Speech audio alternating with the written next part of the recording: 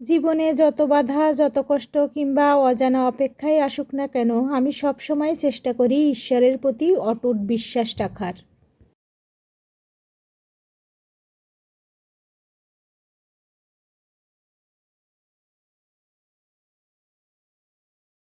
Hello everyone, নিঝুম সন্ধ্যায় আপনাদের সবাইকে স্বাগতম। কাছে এবং দূরের যে যেখান থেকে আমার ভিডিওটা দেখছেন, আশা করি সবাই সুস্থ আছেন, ভালো আছেন। আমরাও ভালো আছি। আজকের ভিডিওটা শুরু করছি এক অন্য পবিত্র আশীর্বাদময় সকাল দিয়ে। আজ জগন্নাথ দেবের পবিত্র রথযাত্রা, তাই দিনের শুরুতেই ভগবানের নাম স্মরণ করে তার আশীর্বাদ প্রার্থনা করে আমরা নতুন দিনের পথ চলা শুরু করলাম। প্রতিদিনের মতো আজও ভোরে ঘুম থেকে উঠে স্নান সেরে মনকে শান্ত করে পূজার প্রস্তুতি নিলাম। আমার বিশ্বাস যে সৃষ্টিকর্তার ইচ্ছায় আমরা এই সুন্দর পৃথিবীতে এসেছি, যে আমাদের প্রতিটি নিঃশ্বাস, প্রতিটি মুহূর্ত এবং প্রতিটি আশীর্বাদ দিয়ে আগলে রেখেছেন, তাকে স্মরণ না করে কোনো দিন সম্পূর্ণ হতে পারে না। আমি আন্তরিকভাবে বিশ্বাস করি, ঈশ্বরের কৃপা ছাড়া পৃথিবীর একটি গাছের পাতাও নড়ে না।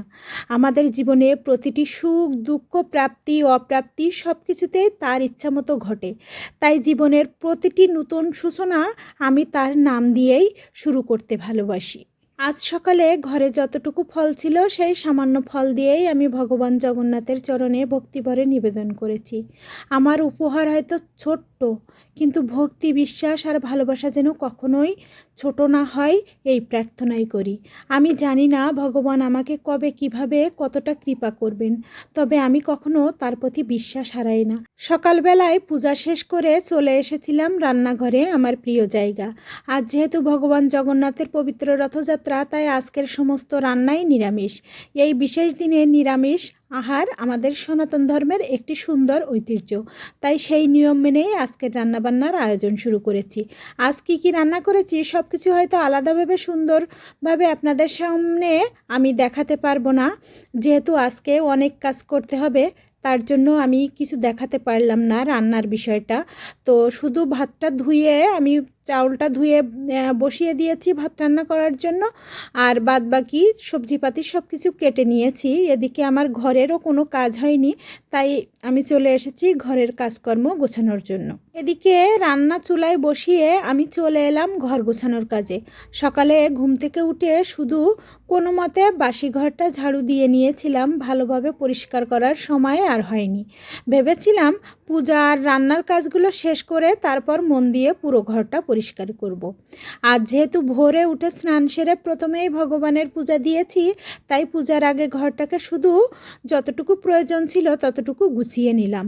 এরপর সময় বের করে বাকি কাজগুলোর জন্য রেখে দিয়েছিলাম। এদিকে দেখি বিছানাটাও এখনও ঠিকঠাক মতো গোছানো হয়নি, তাই ভাবলাম ওদিকে রান্না যেমন চলছে চলুক, এদিকে আমি বিছানার চাদরটা ঠিক করে দিই, বালিশগুলো গুছিয়ে রাখি এবং ঘরের ছোটোখাটো বাকি যে কাজগুলো আছে সেগুলো সব কিছুই শেষ করে ফেলি। আসলে একটা বিষয়ে আমি সবসময় অনুভব করি, যদি আমার বিছানাটা গোছানো না থাকে, তাহলে সারাটা দিনই মনে হয় যেন কোনো একটা কাজ অসম্পূর্ণ রয়ে গেছে। তাই প্রতিদিন ঘুম থেকে উঠে যত ব্যস্ততাই থাকুক না কেন, চেষ্টা করি সবার আগে বিছানাটা সুন্দর করে গুছিয়ে রাখতে। তবে প্রতিদিন তো এরকম হয় না, একই রকম কাজ একইভাবে হয় না। কোনো দিন পূজার কাজ আগে থাকে, কোনো দিন রান্নার তাড়া, আবার কোনো দিন অন্য কোনো জরুরি কাজ থাকে। তাই প্রতিদিনের কাজের ধরনও একটু একটু করে বদলে যায়। আজ যেমন স্নান সেরে প্রথমে পূজা দিয়েছি, তারপর রান্না বসিয়ে এসে ঘর গোছাচ্ছি, এভাবে সময় ও প্রয়োজন অনুযায়ী প্রতিটি দিনের কাজ সাজিয়ে নিতে হয়। আমার কাছে সংসারের প্রতিটি ছোট ছোট কাজই ভালোবাসার একটি অংশ। ধীরে ধীরে নিজের মতো করে সব কাজ গুছিয়ে নিলেই দিনটাও যেন অনেক সুন্দর আর পরিপূর্ণ মনে হয়। 2 রুমের 2টা বিছানা সুন্দর করে গুছিয়ে এবার চলে এলাম ওয়ারড্রব একটু ঠিকঠাক করতে। আমি সবসময় চেষ্টা করি ঘরটাকে পরিপাটি আর সুন্দর রাখার জন্য। পরিষ্কার পরিচ্ছন্ন গোছানো একটা ঘর দেখলেই মনটা ভালো হয়ে যায়। তবে একটা মজার বিষয় আছে, আমি যতটা গোছানো থাকতে ভালোবাসি, আমার হাজব্যান্ড ঠিক ততটাই এলোমেলো থাকতে স্বাচ্ছন্দ্য বোধ করেন। উনি বাড়িতে থাকা পর্যন্ত কখন যে সুন্দর করে গুছিয়ে রাখা জিনিসপত্র আবারও অগোছালো হয়ে যায়, অনেক সময় আমি নিজেই বুঝে উঠতে পারি না। মনে হয় অগোছালো করার ব্যাপারটা উনি যেন একেবারে ওস্তাদ। তবে এসব নিয়ে এখন আর খুব একটা অভিযোগ করি না। এত বছরের সংসার জীবনে বুঝে গেছি প্রত্যেক মানুষের স্বভাব আলাদা, কেউ খুব গোছানো আবার কেউ একটু এলোমেলো। তাই এখন হাসি মুখে সব কিছু মেনে নিয়ে আবার নিজের মতো করে গুছিয়ে ফেলি। সংসার তো আসলে ভালোবাসা, ধৈর্য আর একে অপরের বুঝে নেওয়ার নাম। যাই হোক, আজকের এই পবিত্র রথযাত্রার দিনে আর স্বামীকে নিয়ে নালিশ না করি। আজকের দিনটা আনন্দ, ভক্তি আর শুভকামনায় ভরে থাকুক। এই দিনে সকালবেলায় রান্নাবান্না প্রায় শেষের দিকে, আর কিছুক্ষণ পর দুপুরবেলায় আমার বেরোনোর সময় হলো। একটু বিশ্রাম নিয়ে তারপর বেরিয়ে পড়লাম রথযাত্রার উদ্দেশ্যে। এরপর সুন্দর করে তৈরি হয়ে ভগবান জগন্নাথের রথযাত্রায় অংশ নিতে পারবো আশা করি। সারা বছর অপেক্ষার পর এই বিশেষ দিনের আনন্দ উপভোগ করার জন্য আমিও ভীষণ আগ্রহ নিয়ে অপেক্ষা করছি। অবশেষে দুপুরে খাওয়া দাওয়ার শেষে একটু বিশ্রাম নিচ্ছিলাম। এরই মধ্যে বাহিরে মাইকিং শুরু হয়ে গেছে, আর কিছুক্ষণের মধ্যেই বের হবে ভগবান জগন্নাথের পবিত্র রথ। তাই আমরাও আর দেরি না করে দুজনে সুন্দর করে তৈরি হয়ে বেরিয়ে পড়লাম রথযাত্রার উদ্দেশ্যে। সত্যি বলতে এই ছোট্ট শহরটায় সারা বছরের মধ্যে এই একটি দিনই অন্যরকম আনন্দ উৎসবের আবহ নিয়ে আসে। চারদিকে ভক্তির সুর, মানুষের উচ্ছ্বাস আর জয় জগন্নাথের ধ্বনিতে পুরো পরিবেশটাই যেন প্রাণবন্ত হয়ে ওঠে। এদিকে আমরা রথের অপেক্ষায় দাঁড়িয়ে আছি, এমন সময় বৃষ্টিবোন দাদা আমাদের ছোট্ট তুর্যসোনাকে নিয়ে চলে এলেন। আজকের দিনটা তুর্যবাবুর জন্য খুবই বিশেষ, কারণ এটাই ওর জীবনের প্রথম রথযাত্রা।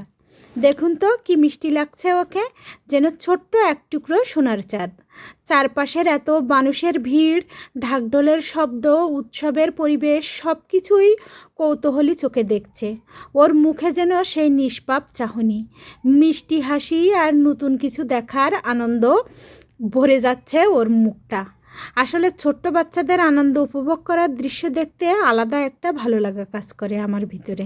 বাচ্চাদের সরলতা আর নিষ্পাপ উচ্ছ্বাসে যেন উৎসবের আনন্দ আরও কয়েক গুণ বেড়ে যায়। আমার তো বাচ্চাদের এই ছোট্ট ছোট্ট মুহূর্তগুলো দেখতে ভীষণ ভালো লাগে। আজ যেহেতু প্রচণ্ড ভিড়, তাই দাদা খুব যত্ন করে তুর্যবাবুকে নিয়ে এসেছে, যাতে ভিড়ের মধ্যেও ওর কোনো অসুবিধা না হয়। এমন যত্ন আর ভালোবাসার দৃশ্য দেখতে সত্যিই মনটা ভালো হয়ে যায়। আমরাও তখন অধীর আগ্রহে রথের অপেক্ষায় দাঁড়িয়ে আছি।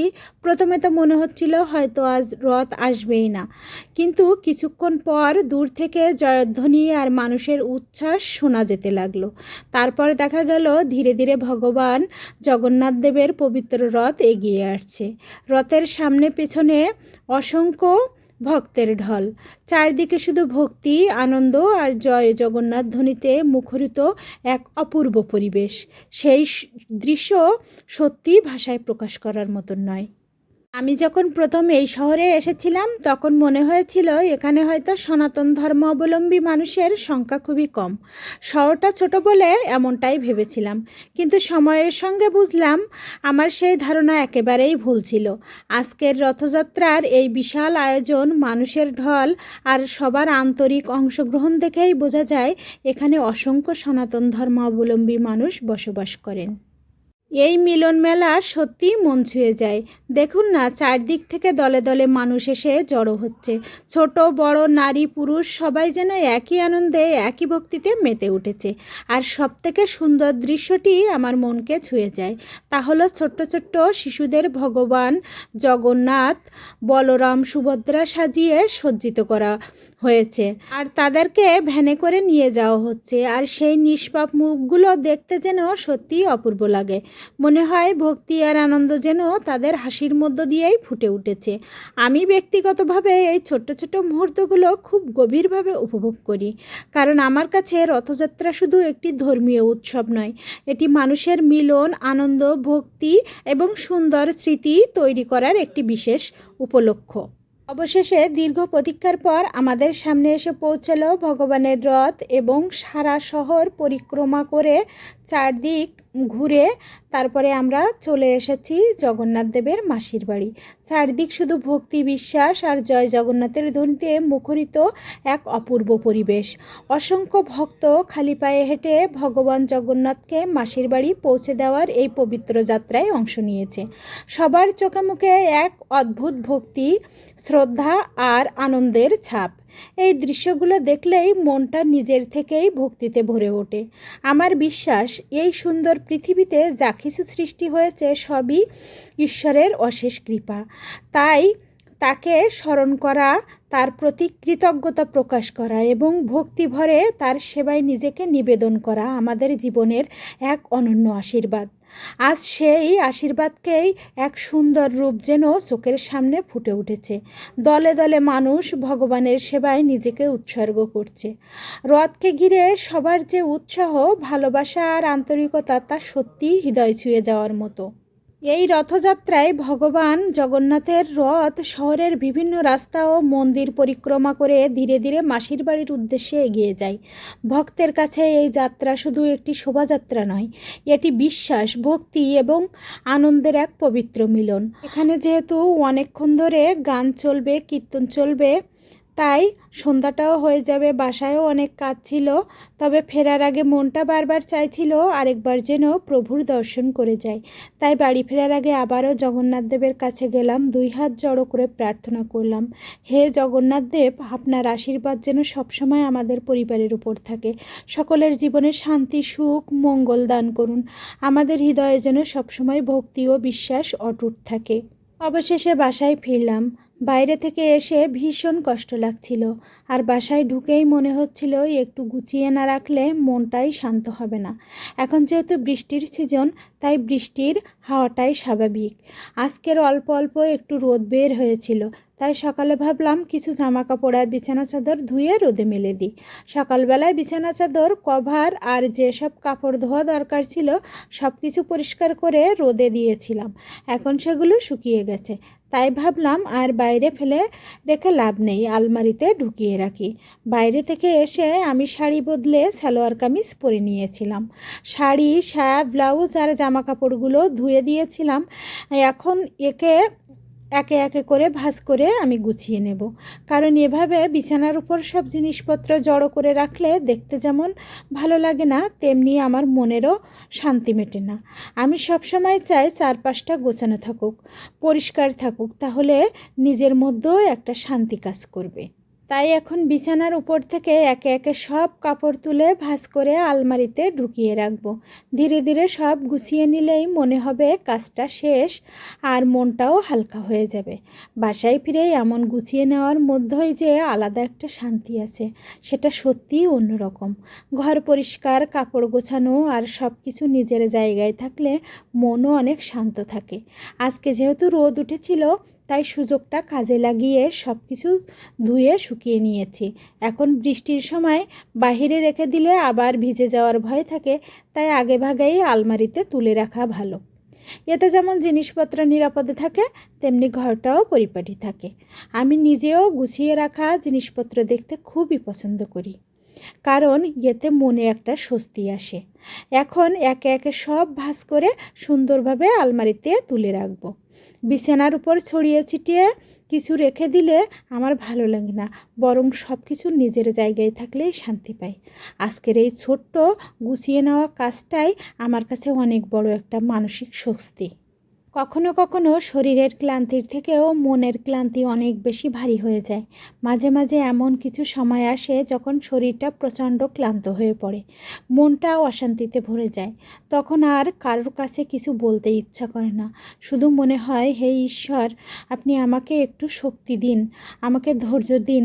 কারণ কখনো কখনো সত্যিই মনে হয় আমি আর পারছি না। চারপাশে তাকালে দেখি কত মানুষ স্বামী সন্তান নিয়ে কত সুন্দরভাবে জীবন কাটাচ্ছে, কত হাসি, কত আনন্দ, কত ভালোবাসা তাদের সংসারে। তখন নিজের মনেও প্রশ্ন জাগে, আমার জন্য কি শুধু এই সংসারের কাজ, দায়িত্ব আর ব্যস্ততাই লেখা ছিল? কেন আমার মনটা কখনো কখনো এত শূন্য হয়ে যায়? মাঝে মাঝে ইচ্ছা করে সৃষ্টিকর্তার কাছে গিয়ে জিজ্ঞাসা করি, হে ঈশ্বর, আপনি আমাকে এমন জীবন কেন দিলেন, যে জীবনে সব কিছু থাকা সত্ত্বেও মাঝে মাঝে শান্তিটা খুঁজে পাই না। কিন্তু আবার মনে হয় তিনি আমাদের সবার ঊর্ধ্বে, তিনিই জানেন আমাদের জীবনের আসল পথ। আমিও তো চাই আর 5 জনের মতো স্বামী সন্তান নিয়ে সুখে থাকতে, নিজের সংসারটাকে ভালোবাসায় সাজিয়ে রাখতে। আমি চাই আমার মন থেকে আনন্দ আসুক, কাজের মধ্যে ভালো লাগা খুঁজে পাই। কিন্তু কখনো কখনো এমন মনে হয় সব কিছু করেও মনের সেই প্রশান্তিটা আর ফিরে আসে না। দিনভর হাজার কাজ করি, সব দায়িত্ব পালন করি, মুখে হাসি রাখার চেষ্টা করি, কিন্তু মাঝে মাঝে মনে হয় সেই হাসিটাই যেন শুধু একটা অভিনয়। নিজের ভিতরে কষ্ট, ক্লান্তি আর শূন্যতা লুকিয়ে রাখতে আমার ভালো লাগে না, তাই নিজেকে ব্যস্ত রাখার চেষ্টা করি বিভিন্ন কাজে। জীবনের এই ছোট্ট ছোট্ট যুদ্ধগুলো হয়তো অনেকেই দেখতে পায় না, কিন্তু প্রতিদিনের এই দায়িত্ব, এই চেষ্টা, এই লড়াইয়ের মধ্য দিয়েই তো জীবন এগিয়ে চলে। আজ তাই আপনাদের কাছ থেকে বিদায় নিচ্ছি। ঈশ্বরের কাছে শুধু একটাই প্রার্থনা, তিনি যেন আমাদেরকে শক্তি দেন, ধৈর্য দেন, মনকে শান্তি দেন এবং জীবনের প্রতিটি কঠিন সময় পার করার সাহস দেন। আপনাদের ভালোবাসা, আশীর্বাদ আমার সাথে থাকুক। আবার দেখা হবে নতুন কোনো গল্প নিয়ে, নতুন কোনো অনুভূতি, নতুন কোনো ভিডিও নিয়ে। সবাই সুস্থ থাকবেন, ভালো থাকবেন এবং আমার ভিডিও যদি আপনাদের ভালো লেগে থাকে তাহলে নতুন বন্ধু হয়ে আমার সাথে থেকে যাবেন। ধন্যবাদ সবাইকে।